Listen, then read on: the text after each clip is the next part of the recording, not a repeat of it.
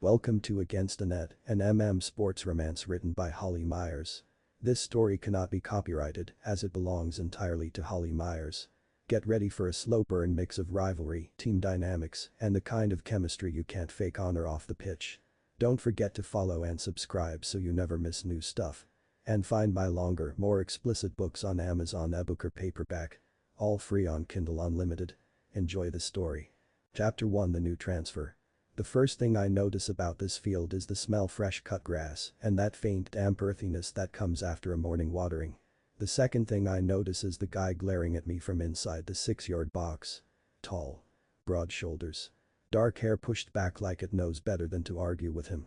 And those eyes sharp, assessing, already over me before we've even said hello. I know him. Liam Carter. The keeper I put a ball past last season in minute 88 of the semi-finals.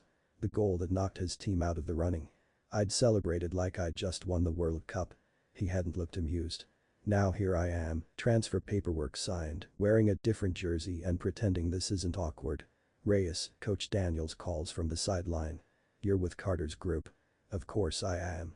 Liam doesn't move from his spot in goal, just gives me one long, unreadable look before tugging his gloves tighter. No handshake. No welcome. Fine. The rest of the group shuffles into formation for a passing drill. I jog over, ignoring the way my pulse jumps. I tell myself it's because I'm here to prove myself, not because Liam Carter is standing 10 feet away. Strikers on the outside, he says, voice calm and clipped. If you can manage to pass the ball this time, that'd be great. I grin like he's just told the funniest joke I've ever heard. I can pass. I just prefer scoring. Not on my goal, you don't. Watch me. His mouth twitches, almost a smile, almost a dare. He points and the drill starts. It's simple. One touch passing around the cones, sprint to the top of the box, finish. Liam watches every move like he's studying me for weaknesses. The first time the ball comes to me, I take the shot early, bending it toward the far post. He's already there. Palms it out like it's nothing. We reset. Second attempt, I drag the ball right, chip it high. He tips it over the bar with a clean leap that would be infuriating if it wasn't also annoyingly graceful. Cute, I say, chasing down the ball. Reckless, he replies, shaking rainwater from his gloves. And predictable. Predictably dangerous. Predictably selfish. The guys laugh, the not unfriendly kind that says they're enjoying this. I pretend I'm not. The truth. I like the challenge. I like the fire. By the time we move into a short scrimmage, my shirt is glued to my back with sweat. Coach splits us into green versus orange. Bragging rights on the line. I'm on green. Liam's in goal for orange. I drift between their defenders, looking for space. Every time I glance up, Liam's already tracking me, eyes narrowed. I take a shot from distance just to see if I can catch him off guard. He stretches, fingertips just enough to send it over. The ball bounces back into play and one of our mids taps it in. Goal for us. When I look back, Liam's wearing this calm, unreadable expression that says try harder. Coach blows the whistle to end it. We huddle up for feedback, but my attention keeps wandering to Liam, standing just close enough for me to see the sweat beading at his hairline, the way he works his jaw like he's holding back a comment.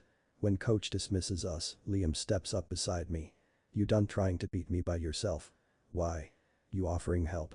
I'm offering reality. He pauses, leaning in just enough for his voice to drop. You want to score on me, Reyes. You'll need the team. Or a better striker. His laugh is quick, surprised. You're not bad. Don't let it go to your head. Too late. I turn before he sees me smiling like an idiot. The locker room is humid with steam and the smell of detergent. I drop onto a bench, peeling off my cleats. My ankle twinges, the good kind, the kind that says I worked for it. Liam walks past, towel around his neck. There's a pale scar along his shoulder blade, thin as chalk. I shouldn't stare, but I do right until his eyes flick to mine. Need something? He asks, not unkind. Yeah. Your weaknesses? Write them down for me. You already know one, he says, tapping his left glove. I'm not sharing them. Coward. He grins, real this time. Try again, hotshot. And I do. Later. In my head. The first time since arriving here that I'm actually looking forward to tomorrow. Chapter 2: Clash on the field. The next morning, I wake up still hearing his voice in my head. You'll need the team. It's not advice, it's a challenge. I decide I'm going to embarrass him today. Not in a cruel way. Just enough to make him feel the way he made me feel yesterday, off balance, a little rattled. I get to the field early. The sky's still got that soft pale morning light and the sprinklers have just switched off, leaving the grass shining like it's been dusted with diamonds. Liam's already here, stretching in front of the goal, headphones in. Of course he is. He doesn't see me until I send a ball pinging off the near post. The metallic clang echoes across the field. He pulls one headphone down. You always flirt by assaulting aluminum. My face warms before I can stop it. I aim for the inside of the post. You should be worried. He stands, all controlled movement. I'm terrified. We warm up on opposite sides of the pitch, but I can feel him watching me when I'm not watching him. The first scrimmage is tight. Nobody wants to make a mistake this early in the season. I plant, pivot, and make a run toward the box. Liam's already tracking me from 40 yards out, eyes locked on mine like he knows exactly what I'm about to do. I fake right, shoot left. His glove's there. I try to chip him. He leaps, just brushing it wide. Every attempt is a dance, him reading my mind and stepping on my toes before I can even hear the music. When I jog past, I mutter, leave the net sometime, see what the pitch looks like from 15 yards out. He cradles the ball under one palm. I'll leave when you learn the offside rule. I grin, not acknowledging that I was definitely offside. A few plays later, I get the ball at my feet on the half turn. I fake the shot, slide left, and blast. The shot's perfect, fast, low, just inside the post. But Liam's faster. The ball smacks his palms with a sound that feels personal. It pops into the air. We both go up for it, colliding midair. His body hits mine solid, warm, unshakable, and for a split second we're tangled, gravity pulling us down together. We hit the turf in a messy knot, the ball rolling harmlessly wide. We don't move right away. He's propped up on one elbow, his other hand still resting against my shoulder. Our faces are so close I can see the flecks of gold in his eyes. Foul. I ask, my voice quieter than I mean it to be. On who? He murmurs back, like the ref's whistle doesn't matter. The actual whistle blows and snaps us apart. We get up, brushing grass off our shorts, and don't say another word until practice ends. In the locker room, sweat slick and buzzing with adrenaline, I pull my shirt over my head and toss it into the bin. Music blares from someone's speaker. Showers hiss in the corner. Liam strolls past, towel around his neck, and leans against the locker beside mine. You nearly kissed my knee out there. I smirk. You nearly let me score, which is worse. Didn't, though. He tilts his head. You're stubborn. And you're bossy. I prefer captain. That what you want me to call you? His eyes glint, and for a second the air between us feels charged in a way I shouldn't be noticing. On the field, he says, then adds, stop telegraphing your plant foot. You're giving me the answer key every time. You offering lessons? Maybe I already started. Before I can reply, coach pokes his head in to remind us about tomorrow's conditioning session. Liam grabs his bag and walks off without looking back. I spend the rest of the day replaying the mid-air collision in my head, not because I'm competitive, but because of the heat in that moment, the way my pulse refused to calm down even after the play moved on. That night, I get restless.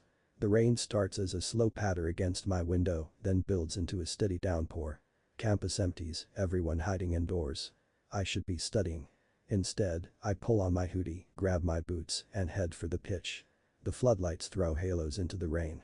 The air smells like wet asphalt and grass. I set a ball down and start striking it into the net over and over, letting the rain soak through my clothes. A voice cuts through the storm. Knew I'd find you here. Liam's standing under the bleachers, hoodie up, hair plastered to his forehead. Water drips off his nose. I could say the same, I shout back. He walks out to meet me, moving easy despite the slick turf. Coach would kill us if he knew we were out here. Then we better play faster. He laughs, steals my ball, and starts a passing drill without asking. We fall into rhythm, quick passes, darting runs, testing each other in the rain. He feeds me a low cross. I fake, drag, shoot. He tips it over.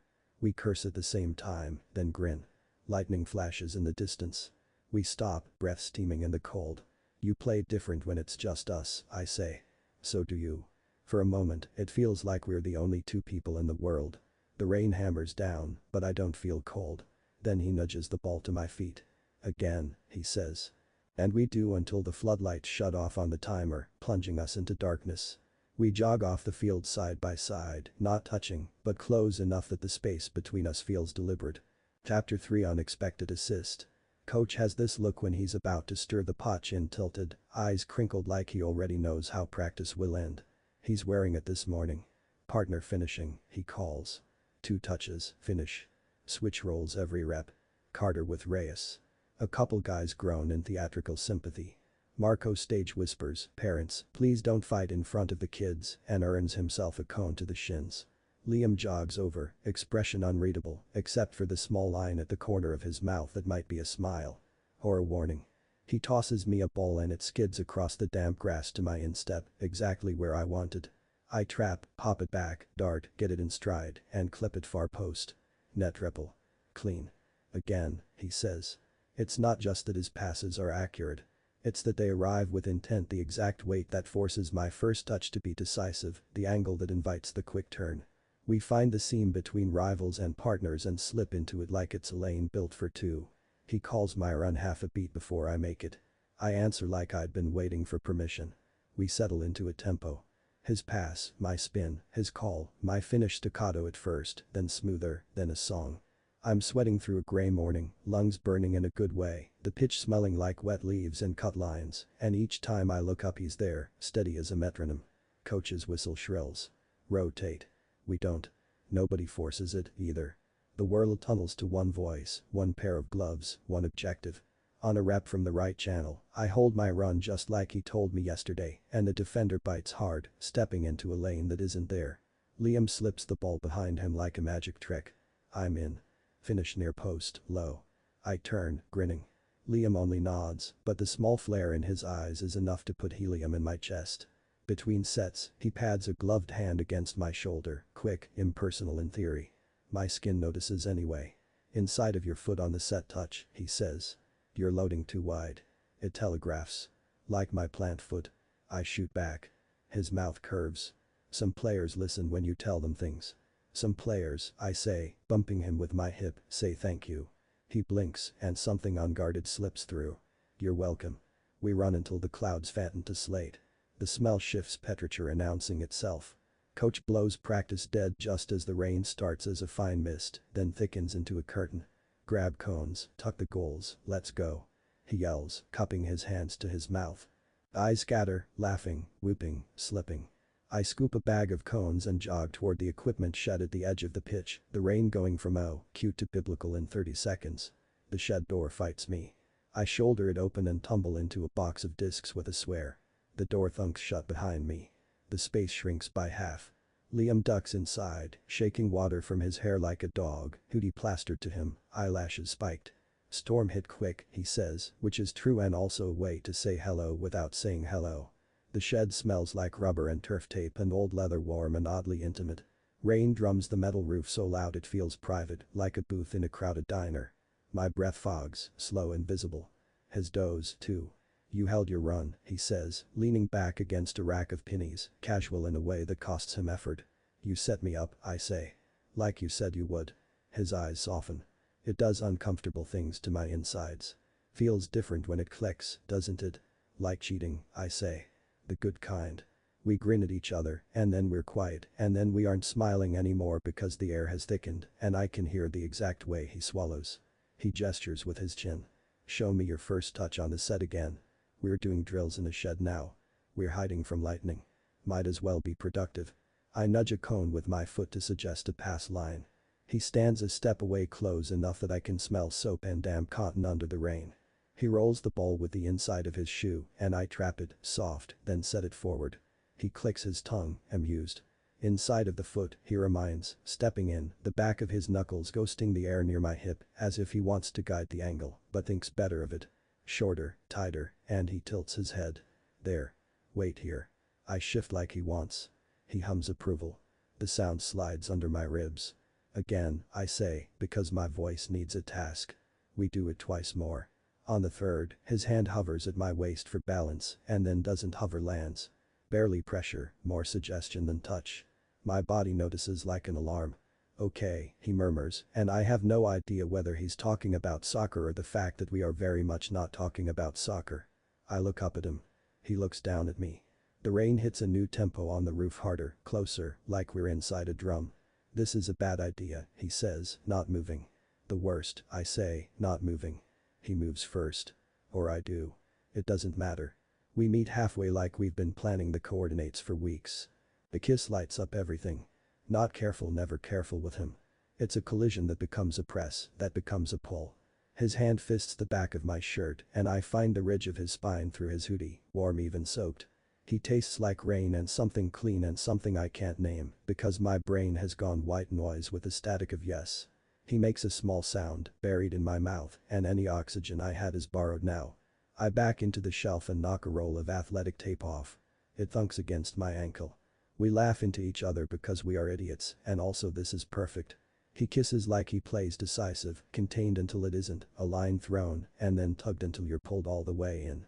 My hand slides under the hem of his hoodie to the warm cotton of his shirt. He jumps, just a twitch, and then leans into it. He follows my mouth like he's memorizing it, like he'll need the map later. I will. Ethan, he says against my jaw, my name another kind of touch. Yeah, I breathe, because other words feel too big for the shed. His lips find the hinge of my jaw, then that soft space below my ear that shouldn't be legal during daylight hours. My knees go traitor. I grip his hoodie and haul him closer to fix the problem. He laughs, quiet and wrecking. Tell me to stop, he whispers, thumb drawing a circle through wet fabric at my waist. Keep going, I whisper back, honest to the point of danger. We do, but not fast, not reckless. His hands are questions. Mine are answers. We make a catalog of yeses that stays well this side of lines YouTube would flag, but feels heady enough that the shed might be missing oxygen. The world dims to breath and heartbeat and the thunder rolling a county away. When we slow, foreheads pressed, it's not because I want to. It's because we both remember where we are and what it means. He laughs once, disbelieving, eyes closed. Okay, he says, voice roughened. Okay, I echo, failing to bite down a grin. The grin dies when he pulls back the smallest distance and the serious returns to his face. I don't date teammates, he says, quiet, like he's apologizing to the rain. Last time I did, it wrecked the locker room. Wrecked me for a bit, too. I exhale, long. The ache surprises me with its eyes, like I didn't notice how much space the possibility had already taken. We didn't date, I say, a joke that isn't one. Ethan. I know. I scrub a hand over my face, then let it fall.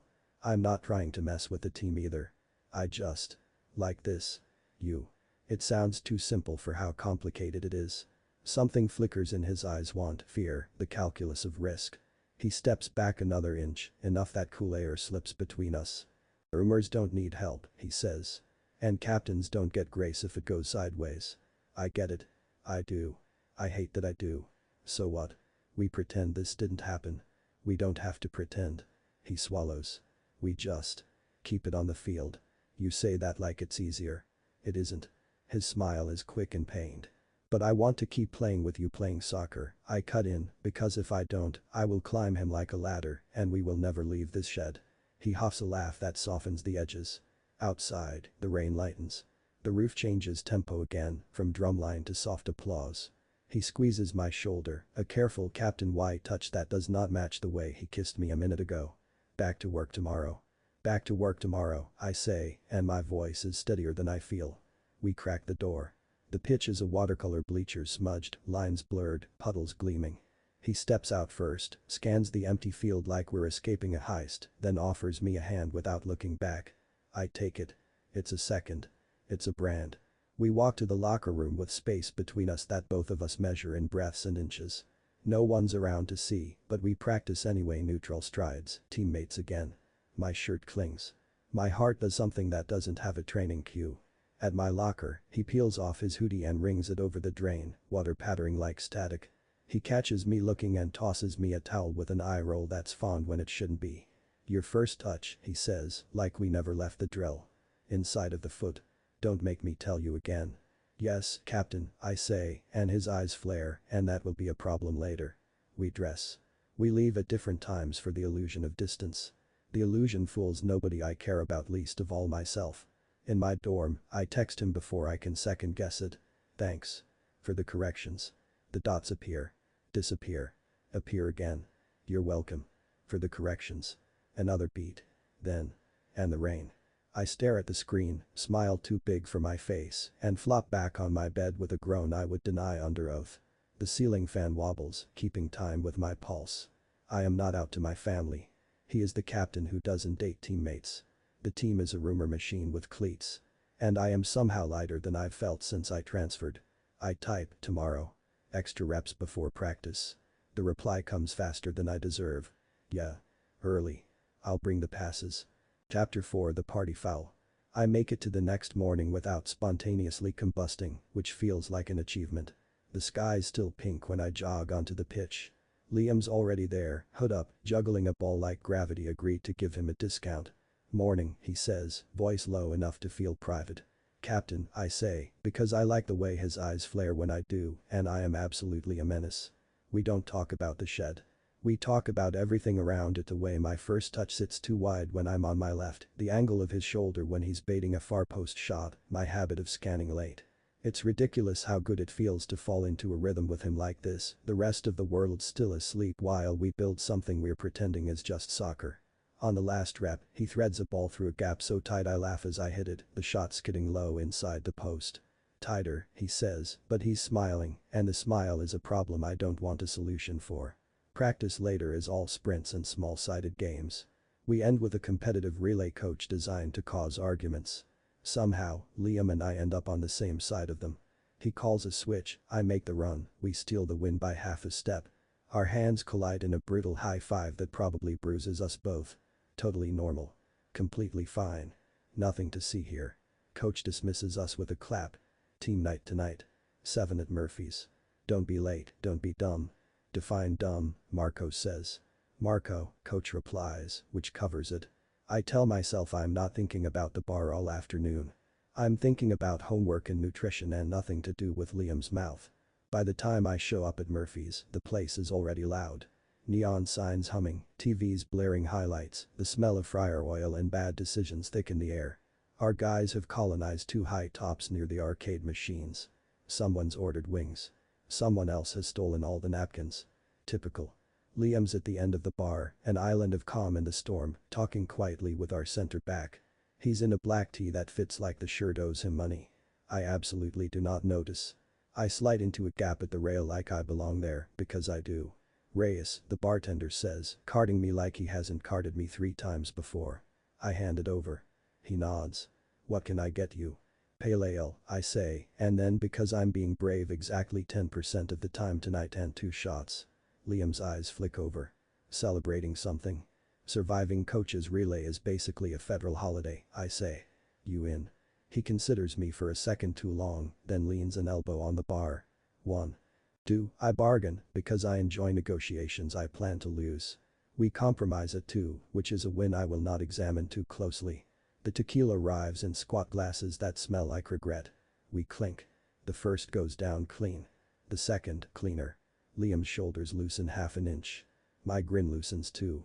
Okay, he says, setting the empty glass down precisely. Lightning round. 1 question each. No lying. I tip my head. Are we 12? Do you want to go first or second? Second, I say, because I need a second to come up with something that won't make him shut down. He nods. Would you really transfer? Coach, I say, stalling. Not our coach. Your old one. Ah. I breathe out. The tequila makes honesty feel like a warm sweater. I wasn't happy. Didn't feel like a person there. Just a stat line. And if I'm going to lose sleep over soccer, I'd rather it be because I care, not because I'm a replaceable barcode. His mouth does that soft curve that kills me. Good answer. My turn, I say. Why the rule? He doesn't pretend not to understand. I dated a teammate, he says, tone even. We kept it quiet. He wanted it loud. When it ended, the room picked sides. We lost 3 straight. I kept the armband and lost half my friends.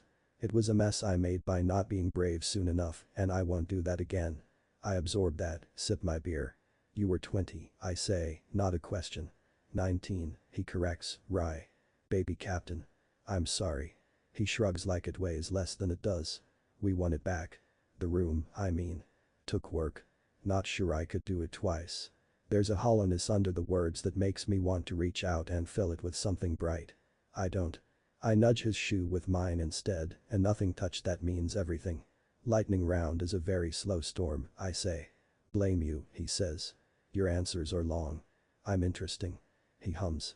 You are. The noise around us swells. Someone singing along badly to a pop song from before we were born. Marco materializes on my other side with a pitcher and a grin. The bouncers love us, he announces. We are their children. Absolutely not, Liam says. Marco squints between us. You two look suspiciously normal. Fix that. He slaps down a shot glass in front of each of us and pours something neon that might be legal. To team chemistry. I make a face. Liam does, too. We drink it anyway because we're cowards in exactly no ways that count. Marco gets dragged into a darts game. The space closes again. Another lightning round, I say, reckless. What do you want? Globally? He asks. World peace. Clean sheets. Fewer freshmen who think they invented triangles. You know what I mean. He goes quiet. The lights catch in his eyes, little galaxies. I want to win, he says, simple. I want the guys to feel safe in the room. I want to sleep and not replay every goal we concede. I want. He stops, looks down at his glass. I want this to be worth it. The captaining, I say. All of it. I consider my own answer, then decide to cheat. I want fries, I say, and slide off the stool before I can say I want you. I get a basket the size of a small child and 2 sauces and return like a hero. We eat, making fun of our right back's haircut and arguing about whether a chip counts as a fry. It does. My knee bumps his again. We both leave it. The table behind us erupts when someone lands a perfect dart. The noise pins us closer. Liam leans in to say something, his breath warm against the side of my neck because the bar is loud and I hate it. I don't hear the words. I hear the shape of them. The way his mouth forms them. I turn toward him, so close the corner of his lip almost catches mine. We both freeze. It would be easy. Stupid, but easy. The bar's chaos would swallow it whole. I could lean that fraction and we'd be back in the shed except we wouldn't because this would be public and the rule would be all we have to hold on to and my heart thunders anyway. Reyes. Marco appears like a human confetti cannon, slamming an arm across my shoulders and making my beer slosh onto my jeans. Dance floor. You promised. I promised nothing, I say, but I'm laughing because I can't not. Captain's orders, Marco adds, winking at Liam. Team bonding.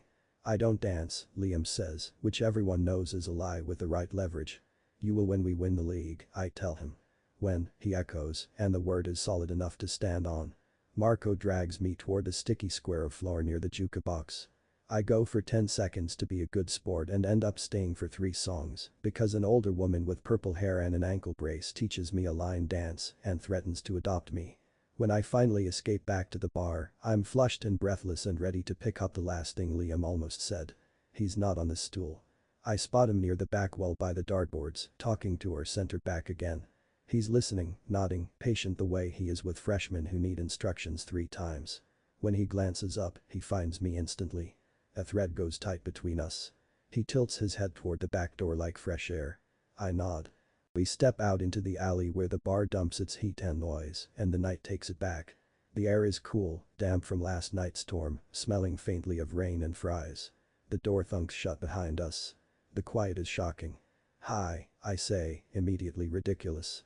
Hi, he returns, a smile tugging. He tucks his hands into his pockets, a posture I haven't seen on him before. Less captain, more boy. You dance like a golden retriever. Joyfully. Too many limbs. That's ableist against lung people. He huffs a laugh. The alley light halos the top of his hair. He shifts closer without quite meaning to. My shoulders relax like they've been waiting.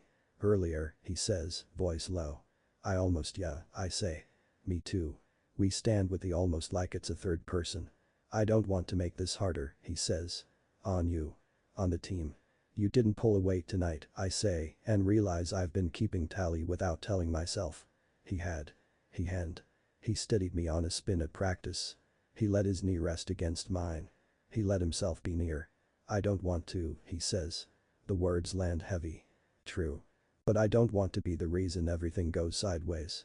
We could be careful, I suggest, which is hilarious given our track record with sheds. He looks at my mouth. Looks away. Careful is not our brand. Speak for yourself. I'm very responsible. He snorts. You took 3 shots before eating anything. I had a fry in my heart. The door bangs open. A wave of noise crashes out, then cuts again when it swings shut behind a couple smoking near the dumpster. We step deeper into the alley to give them space. The distance puts us in shadow, the kind that makes it feel like the world forgot to keep track of us for a minute. He's close enough that the heat of him climbs into my jacket. "You're not out to your family?" he asks, soft, like the question is a feather he doesn't want to bend. I shake my head. "Not yet. They're fine with me being a striker. Not sure how they feel about the rest." He nods like he understands, because he does. "I am," he says. "Out. But that doesn't mean I want to be a story. Sometimes I just want to be a person who plays a sport with his mouth shut." "You," I say, "with your mouth shut. Impossible." "You like my mouth," he says before he can stop himself, and then flushes a color I want to memorize. "Yeah," I say, because tequila and honesty are cousins. "I do." We tip toward each other the smallest amount, two magnets experimenting with courage when the door slams again and Marco yells into the alley, "Reyes. Carter. Group photo. Get your beautiful faces in here." Liam closes his eyes, laughs once through his nose, and steps back half an inch. "It might as well be a mile." "Later," he says, and it lands like a promise I'm starving for. "Later," I echo. Inside, we squeeze into the frame with 10 other sweaty idiots, shoulders jammed, faces pressed.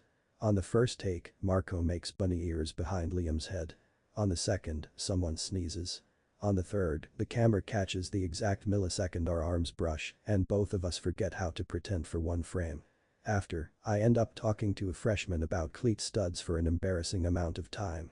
When I look for Liam again, he's paying the tab for a kid who forgot his wallet, rolling his eyes like a saint. We leave in clumps. Outside, under the buzz of the sign, Liam falls into step beside me for half a block. Our hands don't touch. The space between them glows like a wire. At the corner, he peels off toward the south dorms. "Text me when you get in," he says, like it's a thing we've always said. "Bossy," I reply, because it's safer than saying don't go. "Captain," he corrects, and his smile does that unarmed thing again before he turns. In my room, I stand under the weak dorm shower until the fryer smell leaves my skin. I'm toweling off when my phone buzzes. "You in?" "Alive."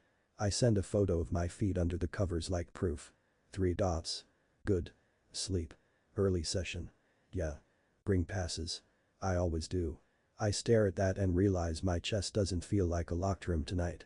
It feels like a stadium after the lights go out, quiet and full of echoes, and somewhere in the dark there's a ball sitting on the spot, waiting for the whistle. Chapter 5. Injury time. The week after Murphy's, we settle into this careful thing. We're not ignoring what happened in the shed. We're not picking up where we left off either.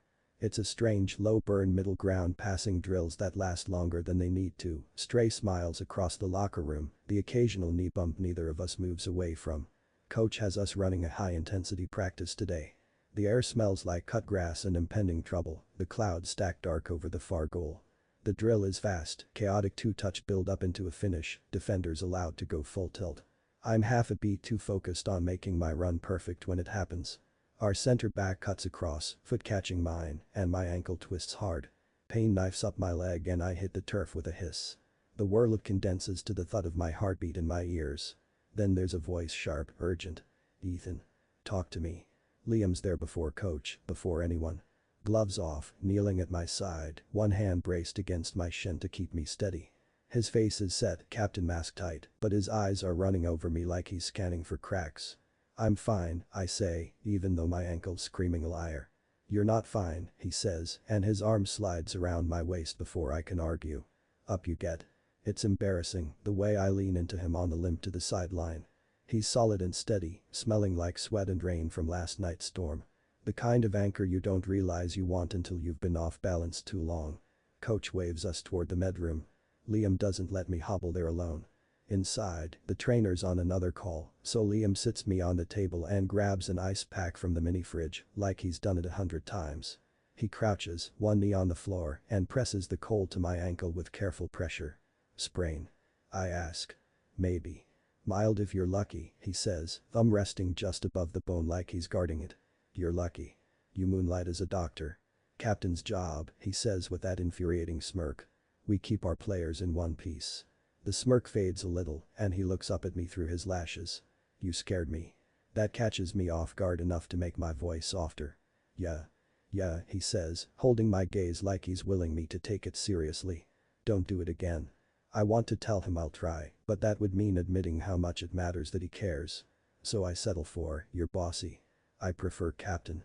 His palm shifts slightly on my leg, warm even through the compression sleeve. For a second, it feels like we might drift somewhere that's not exactly medical. My chest goes tight. The trainer comes in then, efficient and cheerful, and Liam steps back, letting her check me over. Diagnosis: mild sprain, ice for 20, rapid for practice tomorrow. When she's done, Liam's leaning against the doorframe, arms crossed, watching me like I'm a fragile piece of equipment he's not sure the team can afford to replace. Want to ride back? He asks. I'll manage. He arches a brow. That's not what I asked. Fine, I mutter, and let him sling my arm over his shoulders again for the slow walk to the dorms. We pass a couple of guys from the track team on the path. One of them smirks. Carrying your boyfriend, Carter. Liam doesn't miss a beat. Carrying my striker, he says, voice easy, but with that captain steel under it. We need him vertical. I don't know if he hears the way my breath catches at my striker, but he doesn't look at me, just keeps walking. Outside my building, he lowers me onto the steps like I'm something breakable. Text me if it swells worse. You're relentless. I prefer captain, he says for the third time this week, but this time his smile is a little softer. That night, I text him anyway. Appreciate the rescue. He replies almost immediately. Anytime. After a pause, another bubble pops up. You owe me one. One what? I type back. Haven't decided. Yet. I set the phone down, ankle propped on pillows, and try not to think about all the things that yet could mean. I fail completely. Chapter 6. The Game Changer. 2 days after the ankle scare, the swelling's down and I've got it wrapped tight under my sock. The trainer clears me for the weekend match with a warning. You push it too hard, I'm pulling you. I promise to behave. I have no intention of behaving. It's an away game, small stadium, the stands close enough that you can hear individual hecklers if you try. The air smells like fried food and damp turf, and the overcast sky hangs low, heavy with rain that probably won't wait until full time. We're warming up and Liam's already in his headspace. Gloves pulled snug, jaw set, scanning the field like he's memorizing the blueprint. I've learned to leave him alone in this mode. Still, as we jog past each other on opposite laps, he mutters without looking at me, don't be a hero on the ankle. I smirk. No promises, captain. Kickoff is fast, physical. Their midfield presses high, making it a fight to keep possession. Every time I get the ball, I can feel the defenders nipping at my heels. Liam's voice cuts through the noise when the play's on our end, sharp calls, quick directions. It's like he's got a map in his head and he's moving us along the routes. Midway through the first half, we finally get a break. Our right wing intercepts, feeds me just inside the halfway line. I turn, but the lane's tight, so I send it back straight to Liam. He doesn't hold it. He launches a long curling ball over the top, the kind that drops exactly where you need it if you time your run. I time it. I'm in. The defender's half a step behind. I open my hips, slotted low past their keeper. 1-0. I glance back instinctively. Liam's already jogging back to his box, but he gives the smallest nod. It feels better than a full team pile on.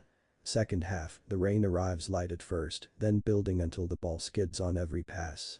The game opens up. They equalize on a corner, but we don't panic. Liam keeps barking orders, and we start finding pockets again. 70 minutes in, he catches a shot clean and without hesitation punts it long, high, perfect. I chase it down, slip past a sliding tackle, and hit it first time. Net ripples. 2-1. The adrenaline rush is stupidly good. The team swarms me, slapping my head, shouting in my ear. Through the chaos, I see Liam at the far end, his glove raised once in that same captain salute. We hold them off for the last 20, the rain making every clearance a lottery. When the whistle finally blows, my legs feel like jelly, but the scoreboard is ours. I slip away from the main huddle, heading toward the far sideline to breathe. My pulse is still a roar in my ears when footsteps come up behind me. You were on fire, Liam says, voice low enough to cut through everything else. Good passes, I reply. Couldn't have done it without you. He steps closer, close enough that the heat coming off him feels like its own weather system. His eyes find mine and hold. We've been circling this for weeks. Shed. Bar. Sidelines. The space between our knees at the coffee shop. The almosts. So I do it. I lean in. The kiss is instant and inevitable. His hand catches my jersey, pulling me that fraction closer, and it's not polite, it's adrenaline and sweat and rain and the heat of a wind still buzzing in our blood. His mouth moves against mine like he's been holding back since the first practice. When we break, I'm breathing hard for reasons that have nothing to do with 90 minutes of soccer. His forehead rests against mine for one beat, two. Then he exhales, ragged. We shouldn't. I swallow. Right. Neither of us moves away. The rain patters on our shoulders, soaking into the fabric between us. Finally, he lets go, stepping back into captain mode like he's pulling on another jersey. Bus leaves in 15. I nod, still catching my breath as he walks away, the rule between us like a live wire, neither of us knows how to cut. Chapter 7. Off the pitch the Monday after the away win, the locker room feels different. It's not what happened after the match that's still locked between me, the rain, and Liam's mouth, but something in the air has shifted. We're not talking about it. We're not even really looking at each other more than usual. But apparently, we don't have to. It starts with a comment from Marco after training. Careful, Reyes, people are gonna start thinking you and the captain are a package deal. I roll my eyes, because that's what you do. Liam doesn't react at all, just slings his bag over his shoulder and heads out. The next day, someone else jokes about us being joined at the hip when we show up to the coffee shop together. Third day, a freshman grins at me in the weight room and says, "You and Carter got some secret telepathy or something." The fourth day, Liam's gone before I even get to the pitch. At practice, he only talks to me when he has to, calling a switch, telling me to drop back, reminding me to watch the line. No banter. No smirk. No brush of his shoulder when he passes. By the end of the week, I'm over it. Or I tell myself I am. I spend Saturday buried in a stats project at the library. Half an hour in, my phone buzzes. Study. It's from Liam. When he shows up, it's like nothing's wrong. He drops into the chair across from me, laptop bag thumping onto the floor. Coffee. Already had two, I say. Might combust. Shame, he says, opening his laptop. We work in silence for a while, the kind of silence that's not awkward but not easy either. Our knees bump once under the table. I don't move mine away. He doesn't either. A couple hours later, we migrate to a small cafe down the block for food. It's quieter there, and when he actually laughs at something I say about our left back's inability to use his right foot, it hits me in the chest harder than it should. Then the bell over the door rings, and two of our teammates walk in. One of them sees us and smirks, leaning in to say something to the other. They both glance over. Liam sees it. The wall goes up in his face so fast I almost hear it lock. By the next practice, we're back to short functional sentences. It's not just that he's avoiding me, it's that I can feel him policing the space between us like it's part of his captain's job description. I tell myself I don't care. I'm lying. Chapter 8. Final minutes. The championship qualifier has a different weight in the air. It's in the way coach's voice carries during warm-ups, in the tightness in the guys' faces, in the hum of the crowd filtering in through the stands. It's in Liam, too. He's all captain right now, gloves adjusted, jaw locked, calling out to the backline before the whistle's even blown. And it's in me, because I've decided two things. I'm playing the best game of my life, and I'm not letting this thing between us rot in the corner unspoken. The first half is a grind. We trade chances, we trade tackles, and by halftime it's 1-1. We file into the locker room damp with sweat, the smell of wet turf clinging to us. I'm unwrapping the tape from my ankle when Liam sits down next to me. Not near me, right next to me. "I'm sorry," he says, voice low enough only I can hear. My hand still. For what? For pulling away. For letting other people get in my head. He exhales like it costs him something. "I'm scared, Ethan. Scared of messing up the team. Scared of messing you up." "You're not messing me up," I say, and I mean it so hard it surprises me. He looks at me like he's trying to measure if that's true. "I don't want to lose this. Or you." I don't answer. Not because I don't know what to say, but because if I open my mouth, I might forget we've got 45 minutes left to play. The whistle for the second half saves us both. On the pitch, it's like the apology flipped a switch. We move like we're wired into the same circuit. He calls. I answer. He sends a long ball. I'm already running. He tips a dangerous shot over the bar. I'm chasing the counter before it lands. With 5 minutes left, we win a tackle at the top of our box. Liam scoops the loose ball and launches it, a perfect arcing pass that drops right into my path. I take it in stride, cut inside, and fire low into the far corner. 3-2. The stadium roars. My chest feels like it might split open from more than just the sprint. After the whistle, the team surges around me, pulling me into a knot of sweaty arms and shouts. I let it wash over me, but my eyes find him through the chaos. He's walking toward me, pulling off his gloves, expression unreadable. When the crowd thins, he's there in front of me. "I want you," he says. No hedging. No qualifiers. Just that. And before I can say anything, I've got a fistful of his jersey and my mouth's on his. It's quick and hot and tastes like sweat and relief and something we've been building for weeks. When we break, I'm grinning like an idiot.